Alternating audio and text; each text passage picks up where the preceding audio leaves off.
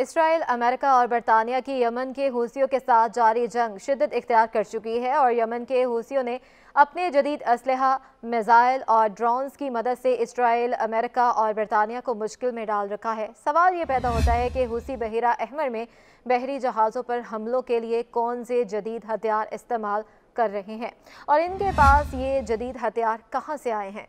بحیرہ احمر میں بحری جہازوں پر حالیہ حملوں میں یمن کے حوثیوں نے کروز میزائلوں، بیلسٹک میزائلوں، ڈرون اور بغیر عملے کے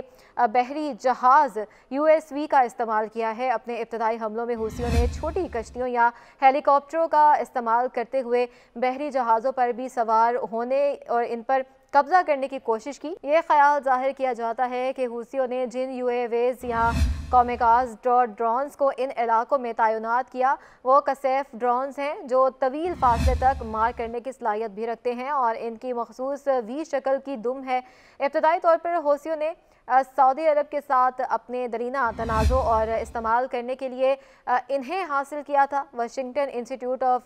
فار نیئرسٹ پالیسی کے مطابق حوثیوں کے پاس 80 سے 300 کلومیٹر تک مار کرنے والے جہاز شکن کروز میزائل موجود ہیں جن میں سید اور سہجل میزائل بھی شامل ہیں۔ تھنک ٹینک کا کہنا ہے کہ حوثیوں کے اینٹی شپ بیلسٹک میزائل 300 کلومیٹر دور تک کے ہدف کو بھی آسانی سے نشانہ بنا سکتے ہیں۔ واشنگٹن انسٹی ٹیوٹ کے مطابق ان میزائلوں کو روکنا بہت مشکل ہوتا ہے کیونکہ ایک تو یہ طویل فاصلہ طے کرتے ہیں اور دوسرا یہ برق رفتاری سے اپنے ہدف کو نشانہ بناتے ہیں۔ ان ڈرونز، بحری جہازوں یا فورسز کو ہدف کے بروقت نشانے کے لیے انٹیلیجنس معلومات کی ضرورت ہوتی ہے۔ سمندری تاریخ دان سال مرکو گلیانو کا کہنا ہے بیلسٹک اور کروز میزائل ڈرونز کے مقابلے میں زیادہ خطرناک ہے کیونکہ ان میں بڑے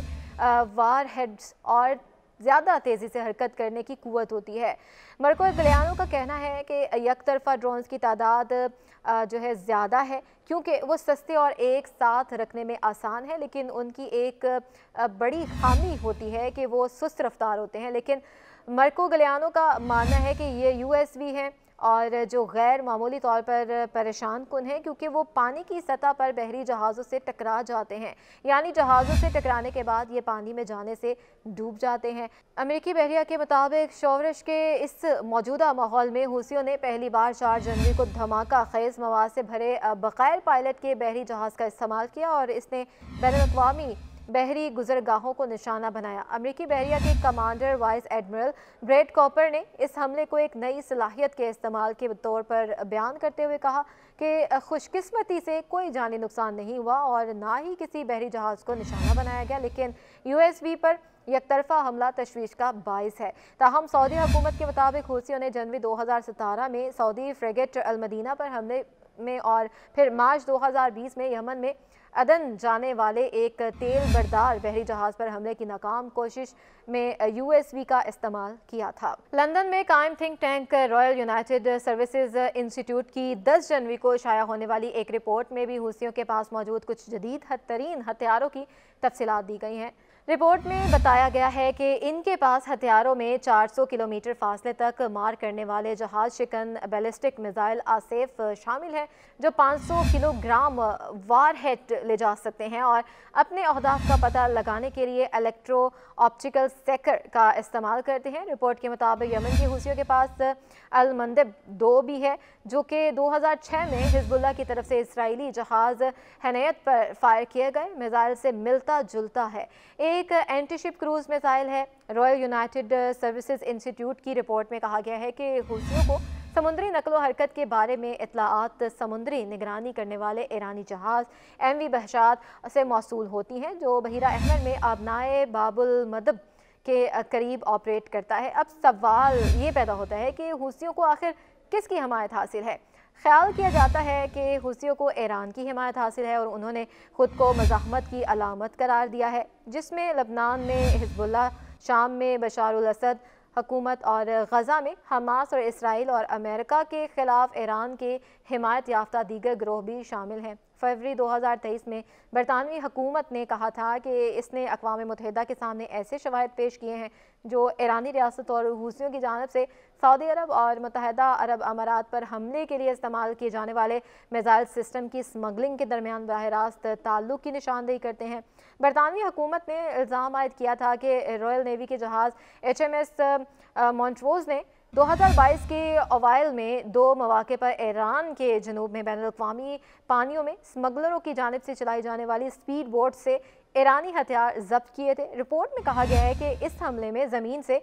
फ़ज़ा में मार करने वाले मिसाइल, ज़मीन से ज़मीन तक मार करने वाले क्रूज़ मिसाइलों के इंजन और जासूसी की सरगर्मियों के लिए डिज़ाइन किया गया कमर्शियल क्वाड ड्रोन शामिल था। गुज़िश्ता साल यमन के दारुल हुकूमत सनआ में एक फ़ौजी परेड में हूसियों ने अपने कुछ फ़ौजी साजो सामान की नुमाइश की, जिसमें एक लड़ाका तैयारा, ड्रोन्स, मिसाइल, गाड़ियाँ, बहरी जहाज़ और एंटीशिप बारूदी सुरंगें शामिल थीं। अमरीकी और खलीजी रियासतें तवील अरसे से ईरान पर हूसियों को मिसाइल और ड्रोन टेक्नोलॉजी के साथ साथ तरबियत फ्राहम करने का इल्ज़ाम लगाती रही हैं। अब सवाल ये है कि क्या अमेरिका की ज़ेर क़यादत हमले हूसियों की बहिरा अहमर में कार्रवाइयों को रोक सकेंगी? अमेरिका, बरतानिया और एक दर्जन दीगर ममालिक जो हैं वो हूसियों को ख़बरदार कर रहे हैं कि वो अपने हमले बंद कर दें। और दिसंबर 2023 में जनूबी बहिरा अहमर और खलीज अदन में सलामती के मसाइल से निमटने के लिए ऑपरेशन प्रॉस्पेरिटी गार्डियन के नाम से एक कसीरुल कौमी फ़ोर्स को इकट्ठा किया गया। जुमेरात 11 जनवरी की रात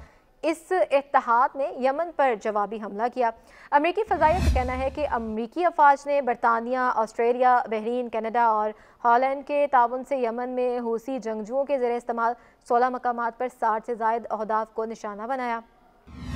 लेकिन तज्ज़िया कारों का कहना है कि सऊदी अरब और इसके इत्तेहादियों के बरसों के फ़ज़ाई हमले हूसियों को मुकम्मल तौर पर शिकस्त देने में नाकाम रहे हैं। यमन का शुमार दुनिया के गरीब तरीन ममालिक में होता है। यमन को सन 2014 में तब खाना जंगी का सामना करना पड़ा था कि जब हूसी तहरीक ने दारुल हुकूमत सनआ पर कब्जा कर लिया था, और उसके बाद से अब तक मुल्क में खाना जंगी जारी है। इस खाना जंगी के शुरू होने के बाद से हूसियों के खिलाफ सऊदी क़यादत में एक इत्तेहाद बना, जिसने यमन पर एक तवील अरसे तक फ़ज़ाई कार्रवाइयाँ की। इन कार्रवाइयों के बायस यमन में ना सिर्फ मज़ीद तबाही हुई बल्कि ये मुल्क में गुर्बत का बायस बनी। मुल्क में खाना जंगी और गुर्बत के बावजूद हूसियों ने गुज़िश्ता साल नवंबर से बहरी नकलो हमल में खलल डालने की धमकी दी और इस मामले पर अपनी सलाहियत का मुजाहरा भी किया। हूसियों की जानिब से माल बरदार बहरी जहाज़ों पर हमलों के बाद अब बरतानिया और अमेरिका ने जवाबी कार्रवाई की है। अमेरिका और बरतानिया की जानिब से यमन में हूसी जंगजुओं के खिलाफ इस हालिया कार्रवाई के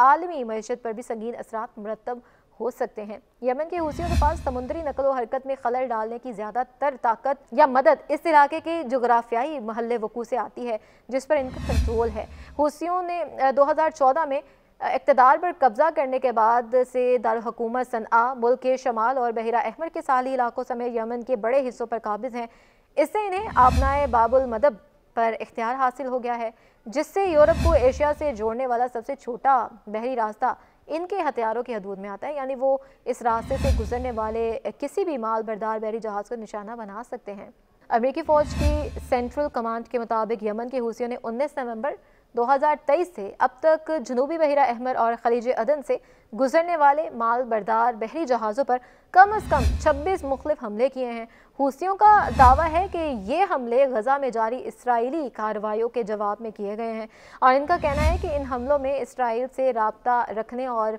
उस जानिब जाने वाले बहरी जहाज़ों को निशाना बनाया गया है। ताहम नाकदीन का कहना है कि हालिया हमलों में से ज़्यादातर हमले ऐसे बहरी जहाज़ों पर किए गए हैं जिनका इसराइल से कोई ताल्लुक़ नहीं है, लेकिन इनका कहना है कि हूसी ऐसा अपनी मकबूलियत बढ़ाने और अपनी सलाहियतों का मुजाहरा करने के लिए कर रहे हैं, जबकि गज़ा की सूरत हाल का फ़ायदा उठाते हुए ईरान को बतौर इत्तेहादी सबूत दिया जा रहा है। दर हकीकत बहिरा अहमर में हूसियों के हमलों ने फ़लस्तीन के मसले और हमास के लिए इसकी हमायत को बैनुल-अक़वामी सतह पर अयां कर दिया है। इस मौक़िफ़ को इनकी अपनी आबादी और तकरीबन पूरे मशरिक़ वुस्ता में बहुत पज़ीराई मिली है, जहाँ ये आम तासुर पाया जाता है कि अमरीका और इसके इत्तेहादी गज़ा तनाज़े का हिस्सा और इसराइल के जंगी जुनून को ہوا دے رہے ہیں اور جنگ بندی کے مطالبات کو روک رہے ہیں۔ عرب ممالک میں بہت سے لوگوں نے غزہ میں شہریوں کی شہادتوں کی بڑھتی ہوئی تعداد کو روکنے میں اپنی حکومتوں کی ناکامی پر بھی تنقید کی ہے اور موجودہ صورتحال میں حماس کے لیے حوثیوں کی حمایت اور ان کے اسرائیل